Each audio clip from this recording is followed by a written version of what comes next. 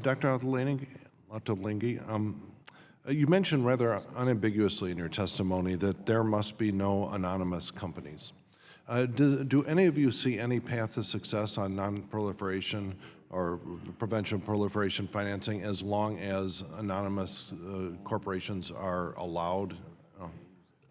I can speak to that. I think there's an incredible opportunity before you all today to take action on beneficial ownership, which will have a direct effect in banning anonymous companies. And it is through those companies that an array of financial ills occurs through this financial jurisdiction. And the United States, as a pace setter, as a standard setter for the entire global community, must lead and demonstrate that anonymity in companies through which proliferation can occur is unacceptable.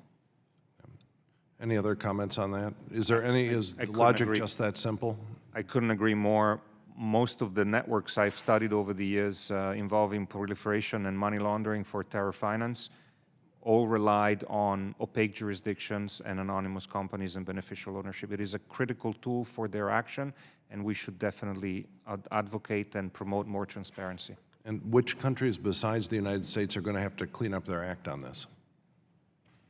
A vast number of jurisdictions in the Caribbean basin are an obvious place to start. Jurisdictions that are under U.S. sovereignty, such as the Marshall Islands, jurisdictions in Europe, small countries like Monaco, Andorra, Liechtenstein. These are places, the British Isles that are not direct part of the United Kingdom, such as the Isle of Man, such as the Channel Islands. All of these are places that are being used and abused for this type of activity. If I may add to this, there are a handful of companies that have, rather countries that have received good marks on beneficial ownership of all of them, which is to say this is just perhaps the example of some of the most egregious. Everyone, including those jurisdictions of greatest proliferation concern through which we know proliferation transactions are flowing, have an opportunity and indeed a national security obligation to do more to identify the beneficial owners behind corporate structures. Yeah, and Mr. Albright, what would it take for the United States to get a perfect score? Well, what are the top 5 ways that we blow our grade? In 2017, the United States was #1.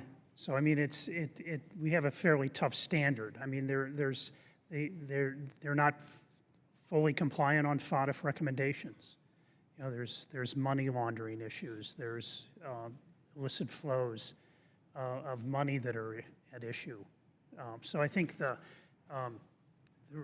way the United States can improve, and our index is pretty much in the weeds, but it did do the best of any country, and it kind of says that overall. So do we have the highest score despite allowing anonymous shell corporations? Well, those are the kinds of things that would lower the score. I mean, the score All right, it seems was like that should 60 out of like blow your 100. score completely. I'm sorry? It seems like that should blow your score completely. Well, everything is weighted, and everything is. There's a lot of parts to this. I mean, that's one important aspect, but there's many others, and I think, and I don't want to beat up on the United States because we see much worse behavior in most of the world, and the United States, even though it has room for improvement, is still doing the best and is carrying the water for most of the improvements that are sought in countering financial proliferation. Okay. What country besides the United States do you think gets it the best? You know, if you could say the world should adopt the standards of X, what would X be? Well, I think I think European Union, those countries tended to rank much better than others.